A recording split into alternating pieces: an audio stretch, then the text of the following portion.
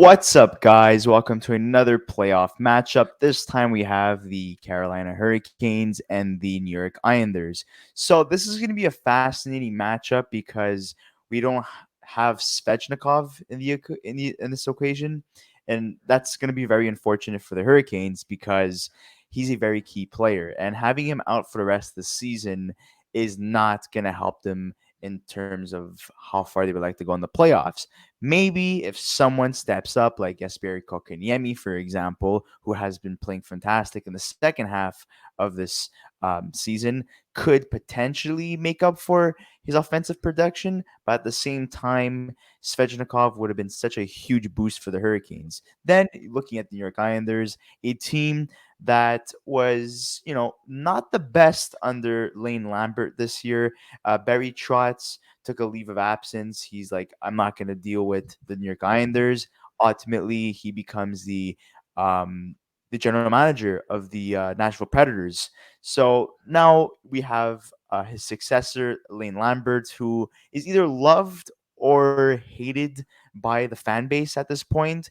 And I think this series is either going to make or break their feelings towards Lane Lambert as their head coach. And not only that, but having Matt Barzell coming back from injury for the playoffs is going to be so key. And the addition of Bo Horvat was so key for New York Islanders heading into the playoffs and getting into the playoffs because he's such a fantastic leader on and off the ice. And also his offensive production also, justifies how good he is as well.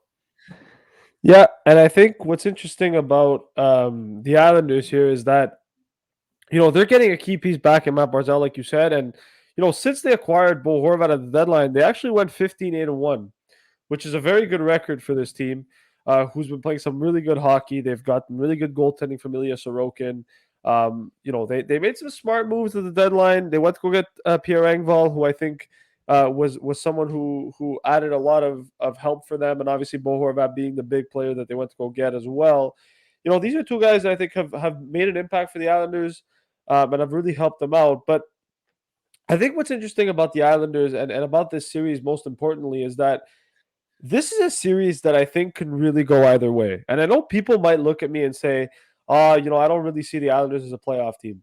One of the biggest things that I've always looked at when I look at playoff matchups, and we've talked about in the last two series, and we'll talk about it again in this series, is defense and goaltending, right? Because you can have forwards, you can score goals, but at the end of the day, if you're able to keep the puck out of the net, you're able to win a lot of playoff games. And that's what the Islanders and Carolina both have done. Carolina's known for being very good defensively and playing a really good counterattacking game. And we all know the love that Rod Brindamore gets because of the style of hockey that he plays. And the Islanders are pretty similar, right? They're fifth in the league in goals against this season. Carolina was second. And then you look at the offensive stats. I mean, the Islanders were 23rd in the league in goals forward. Carolina was 15th. There's a lot of similarities there, right? And what I think is going to be very interesting about these two teams is it's going to be who is going to get the better goaltending matchup. Now, if I have to analyze the teams in terms of offense, defense, and goaltending, it isn't as far fetched as people might think it is. But the Islanders forward core can compete with this Carolina forward core. And the reason I say that is because Carolina's got two key injuries, right? Max Pacioretty and obviously Andrei Svechnikov not being on the team. And yes, Teravainen's there, Aho, Jarvis, Kotkaniemi's had a really good end to the season. They've picked that Marty Nietzsche's as well, but this isn't a forward core that screams wow to me, right? And obviously, not having Svechnikov on there makes a difference. But even for the Islanders, I mean, apart from Bo Horvat, apart from Matt Barzell, maybe Anders Lee and Brock Nelson, there isn't really anything special there, right? And so I think this is probably a very evenly matched series. And I think it's going to go probably to 7 games in this series because I think it's going to be a goaltending battle here. And the reason I say that is because I don't know who Carolina starts for game one. I know Antti Ranta has been very good lately for Carolina, and Freddie Anderson hasn't. Does Carolina go with Ranta to start the series? Maybe. But this is going to be a battle of the goaltending, right? And it's going to be a battle of the D, and it's going to be a battle of who they believe is going to win and who they believe is going to essentially take that next level. And I think, to me personally, people might be surprised here. I'm going the Islanders in seven. And people might honestly be surprised here. I know that. I'm a big fan of Ilya Sorokin. I think that the Islanders have a really good system going there. I think they're getting a key player in Matt Barzell. I think the way they've played lately has shown that they're going to be a tough team to play against in the playoffs. And if Ilya Sorokin can play the way Ilya Sorokin is capable of playing, he's going to take them as far as I think he can. And I just don't think Carolina's got that team this year that can beat the likes of New Jersey, the Rangers, and I think even to some extent the Islanders because of the fact that they've dealt with injuries and the inconsistencies in their play, right? So that's where I think is going to be the difference maker. I know people might be surprised. There's going to be comments in the comment section saying, "What are you talking about?" I'm high on the Islanders, and I think they might be able to win a round here against the Hurricanes. So I'm taking them in 7 games. Yeah, I agree in terms of how long this series is going to last. I think it's going to be 7 games, and Sorokin is so criminally underrated, and he deserves a lot more love. I know a lot of people are always debating who's the best goalie in New York. Is it Shesterkin or is it Sorokin? And I've always been a fan of Sorokin. I've been always saying it every time we talk about who's going to win the Vezina. I always say that Sorokin's always going to be in the conversation, but unfortunately, he's not going to win it. In terms of what the New York Islanders are capable of doing, well, let's be honest here. The skeleton of this team still resembles the skeleton that Barry Trotz made for the New York Islanders in terms of what they were able to accomplish in the playoffs when he was their head coach. You still have Brock Nelson, you still have Anders Lee, you still have Pajot, Matt Martin, Cizikas, Clutterbuck. You still have a lot of key players from those two playoff runs where they lost in the Eastern Conference Finals uh, both times. So I do believe the New York Islanders are poised to surprise a lot of people in the playoffs, whether if they take the Hurricanes to 7 games or if they beat the Hurricanes and potentially go on to the second round or third round. I do believe that the Islanders have it in them to do that since there's still that Trotz formula Yeah. essentially injected within this team. Adding the And likes of Bo Horvat and Engvall obviously gives them a little bit of a boost as well. Getting Matt Barzell back, he will definitely flourish under Bo Horvat. We saw a little sample size of what they're able to do before he got injured, and I can't wait to see these two in this series. In terms of the the Hurricanes. I know people are saying, "Well, Pacioretty," but let's be honest here. Pacioretty played a couple of games and then he re-injured himself, so he wasn't really an impact or an X factor in in this regular season in terms of the where they finished in the standings. They won the Metropolitan division, so, but all credit goes to the coaching staff and also the players and Martin Nakash, who was their star player this year. 71 points in 82 games. Played better than Aho and Brent Burns, who had a bounce back season after being traded from the San Jose Sharks to the Hurricanes. 61 points in 82 games. So I do believe that these two teams are very defensively minded, and you can tell by where they finished in terms of their penalty kill, both in the top 10. But in terms of their goals for, they're not teams that are going to generate a lot of offense. This is literally going to come down to a goaltending matchup at the end of the day, and going with Ranta, who played for the Hurricanes last year in the playoffs, I think would be the smartest move since he has experience and he played fairly well. And Freddie Anderson, he's a very good goalie. I don't know if I really trust him necessarily in the playoffs, so we'll see what happens there. But guys that I, really need to step up for the Hurricanes if they want to win or necessarily go far in the playoffs is Teuvo Teravainen. He's a guy that could definitely take over Svechnikov's yeah. offensive production, but unfortunately, he's had a very underwhelming year. Guys that have been surprising this year is Martin Nuke.